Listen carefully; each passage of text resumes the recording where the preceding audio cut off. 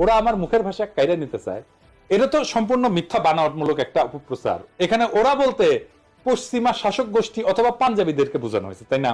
প্রথম পয়েন্ট হইতেছে কায়েদ আজম জিন্নাহ যে ঘোষণা দিছিলেন সেটা হইতেছে পাকিস্তানের সংবিধানে অফিসিয়াল ভাষা বা স্টেট ল্যাঙ্গুয়েজ কি হবে, রাষ্ট্রভাষা কি হবে। কারণ মাতৃভাষা নিয়ে সেই ভাষণে কোনো আলোচনা হয় নাই, তাই না?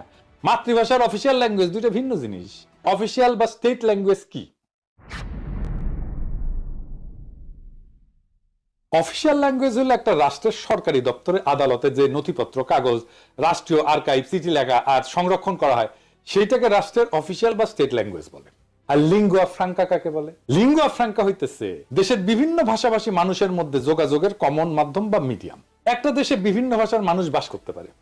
যেমন ধরেন সোভিয়েত ইউনিয়ন, বহু জাতি বাস করত, Russian, Ukrainian, Georgian, Armenian, Kazakh, Tajik, Bashkir, Turkmen, Latvian, এরকম 15টা ভাষা গোষ্ঠী ছিল, বড় বড় ভাষা গোষ্ঠী। এর প্রত্যেকটা এখন আলাদা আলাদা দেশ হয়ে গেছে এবং আরো শত শত ক্ষুদ্র ভাষা গোষ্ঠীর মানুষ ছিল সোভিয়েত ইউনিয়নে। তো এদের মধ্যে লিঙ্গুয়া ফ্রাঙ্কা ছিল রাশিয়ান, আর সোভিয়েত ইউনিয়নের অফিসিয়াল ভাষাও ছিল রাশিয়ান। আসল কথা হইতেছে অফিসিয়াল ল্যাঙ্গুয়েজের সাথে নিজের মাতৃভাষা, একটা এলাকার কথ্য ভাষা বিলুপ্ত হয়ে যাওয়ার কোনো সম্পর্কই নাই, থাকতে পারে না। এটা খুব অদ্ভুত এবং স্থূল একটা দাবি, নিতান্তই হাস্যকর।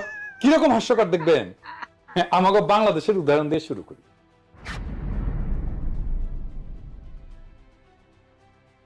বাংলাদেশের অফিসিয়াল ভাষা হচ্ছে বাংলা, তাই না? আমরা তো সবাই জানি রাষ্ট্রভাষা বাংলা। তো বাংলাদেশে অন্য ভাষাভাষী জনগোষ্ঠী আছে, যেমন সিলেটি আছে, সাতগাই আছে, চাকমা আছে, গারো আছে, সাঁওতাল আছে, অনেক আছে, তাই না? সিলেটি আর সাতগাইয়াই ধরে। এই দুই ভাষা বাংলা থেকে সম্পূর্ণ আলাদা ভাষা। তাদের প্রায় সম্পূর্ণ ইউনিক ভোকাবুলারি আছে, শব্দ ভান্ডার আছে, যেটা অন্য কেউ বুঝে না। এমনকি সিলেটি ভাষা তার নিজস্ব বর্ণমালা আছে, যেটাকে সিলেটি নাগরী বলে। একজন সাধারণ বাংলাভাষী মানুষের পক্ষে সিলেটি বা তাটগাইয়া ভাষা বোঝা অসম্ভব, কারণ তাদের ভোকাবুলারি বা শব্দকোষ প্রায় সম্পূর্ণ ভিন্ন। কারণ ঠান্ডা মাথায় ভেবে দেখেন তো, বাংলাকে অফিসিয়াল ভাষা করার ফলে কি সিলেটি বা চিটাগাং এর মানুষ কি তাদের কথ্য ভাষা বা মাতৃভাষা ভুলে গেছে? যায় নাই। কেন যাবে? আশ্চর্য কথা।